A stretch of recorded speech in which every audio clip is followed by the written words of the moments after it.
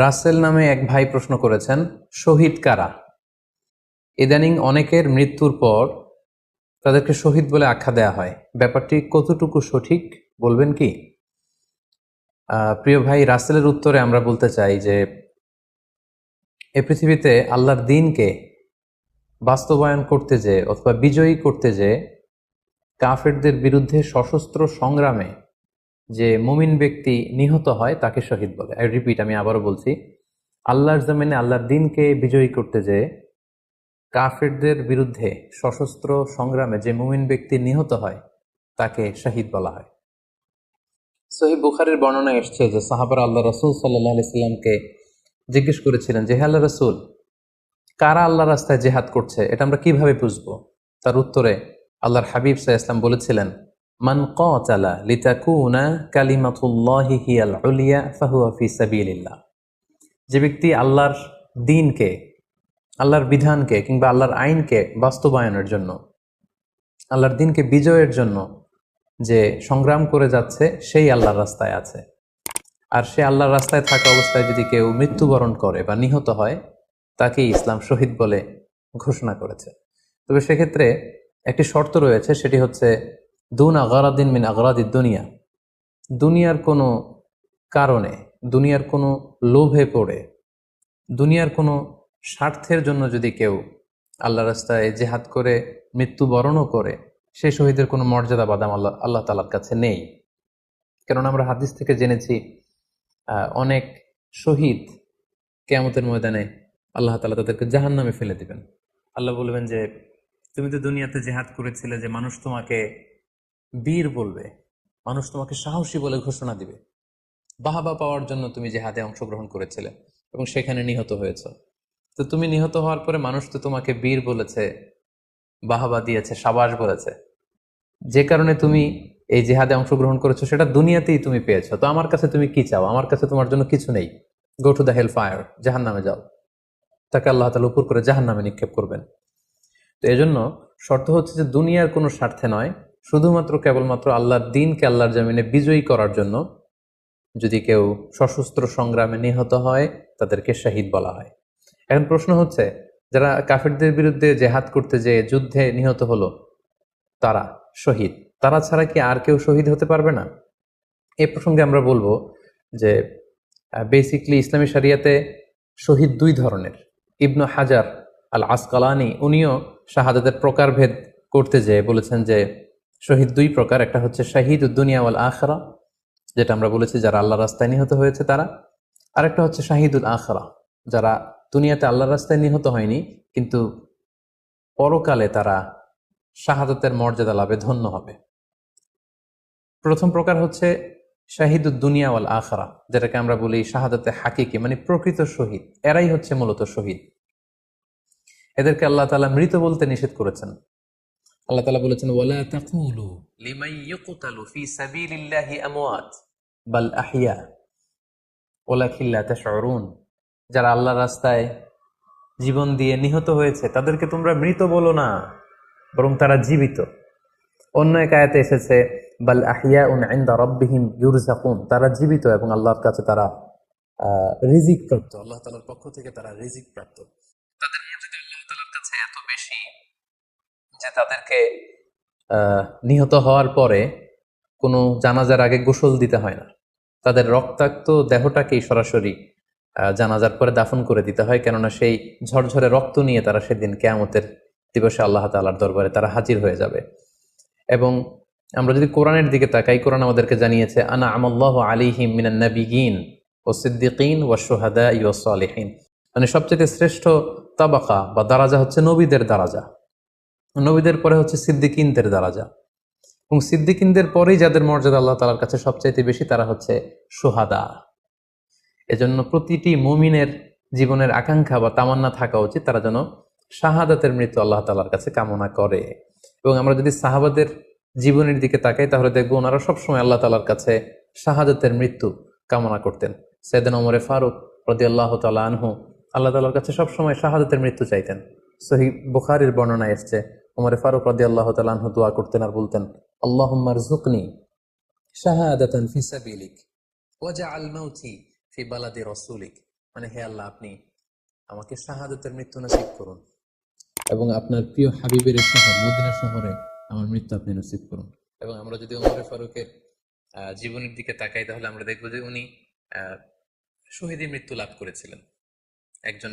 একজন অ্যাসাসিনেটরের মাধ্যমে আত্মাইর আঘাতে তিনি আহ, শহীদ হয়েছিলেন। এবং আল্লাহ রাসূল সাল্লাল্লাহু আলাইহি ইসলামের পাশে আবু বকর রাদিয়াল্লাহু তাআলা আনহু কবর, তার পাশেই কিন্তু ওমর ফারুকের কবর। তার মানে মদিনাতেই তিনি আহ আল্লাহ রাসূল সাল্লাল্লাহু আলাইহি ইসলামের পাশে মৃত্যুবরণের পরে শোয়ার সৌভাগ্য তিনি অর্জন করেছেন। তাহলে এই আলোচনা থেকে আমরা বুঝলাম যে প্রকৃত শহীদ হচ্ছে যারা আল্লাহর রাস্তায় নিহত হয় এবং এর মর্যাদা আল্লাহ তাআলার কাছে অনেক বেশি। কিন্তু এই শাহাদাতে হাকিকি বা প্রকৃত শহীদ ছাড়াও আরো অনেক মৃত ব্যক্তিকে আল্লাহ রাসূল সাল্লাল্লাহু আলাইহি ওয়াসাল্লাম শহীদী মৃত্যুর সুসংবাদ দিয়েছেন। তারা জেহাদে অংশগ্রহণ করেনি, তারা কাফিরদের আঘাতে নিহত হয়নি, তারা প্রকৃত শহীদ নয়, কিন্তু কিয়ামতের দিন তারা শাহাদাতের মর্যাদা লাভ করবে। তারা কারা? এ ব্যাপারে আমরা সহিহ মুসলিমের একটি হাদিস এখানে উল্লেখ করতে চাই, যেখানে আল্লাহ রাসূল সাল্লাল্লাহু আলাইহি সাল্লাম সাহাবাদেরকে জিজ্ঞেস করেছেন, মা তাউদ্দুনা শাহিদা ফিকুম, ওহে সাহাবারা, তোমরা কাদেরকে শহীদ বলে মনে করো? সাহাবারা বললেন, যারা আল্লাহর রাস্তায় নিহত হয় তারা শহীদ।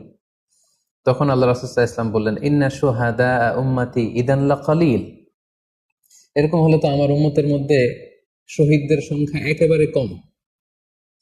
যারা জিহাদের সুযোগ পাবে না, জিহাদের ময়দানে কাফেরদের বিরুদ্ধে সশস্ত্র সংগ্রাম করে যারা নিহত হওয়ার সুযোগ পাবে না, তাহলে তো তারা শহীদ হতে পারবে না। সাহাবারা এই কথা শুনে বললেন, ইয়া রাসূলুল্লাহ, তাহলে কারা শহীদ আপনি বলেন।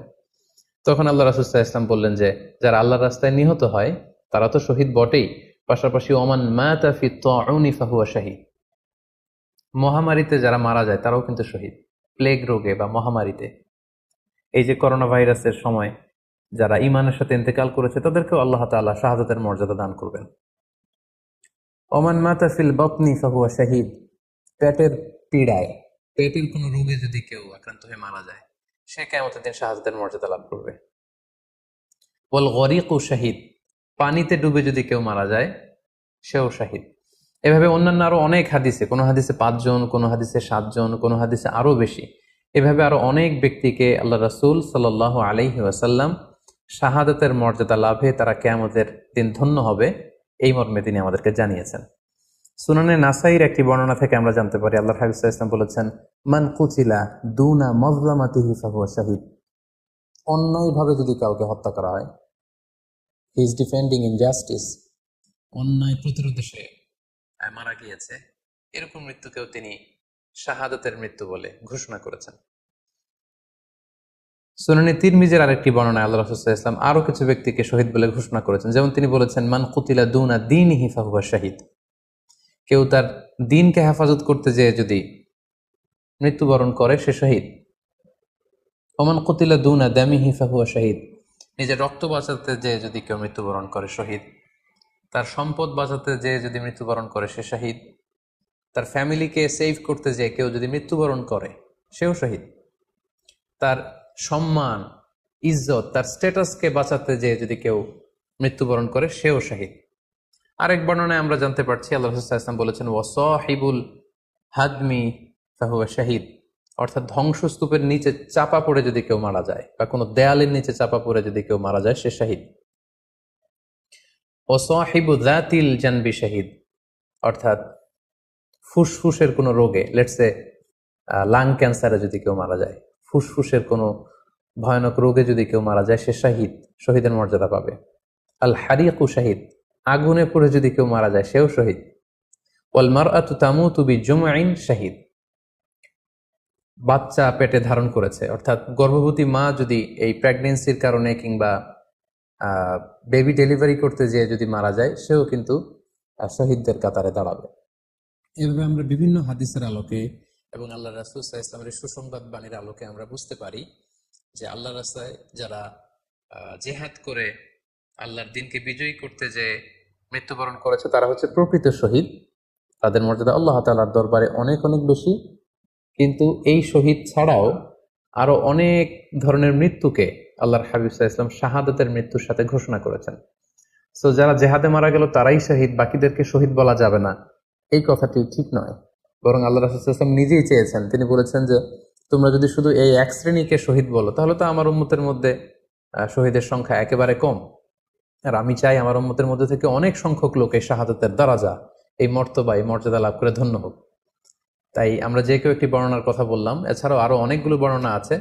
এই ধরনের মৃত্যু যারা বরণ করেছে, লেটসে পানিতে ডুবে, আগুনে পুড়ে, পেটের পীড়ায়, নিজের সম্পদ বাঁচাতে যে, অন্যায়ের প্রতিরোধ করতে যে, সন্তান ভূমিষ্ঠ করতে যে, এরকম যত ধরনের মৃত্যু রয়েছে, এ ধরনের মৃত্যুকে আল্লাহ রাসূল সাল্লাল্লাহু আলাইহি ওয়াসাল্লাম শহীদী মৃত্যু বলেছেন। এবং কিয়ামত দিবসে এই সমস্ত লোকেরাও তারা শাহাদাতের মর্যাদা লাভে ধন্য হবে ইনশাআল্লাহ। আশা করি প্রশ্নের উত্তর আপনি পেয়েছেন।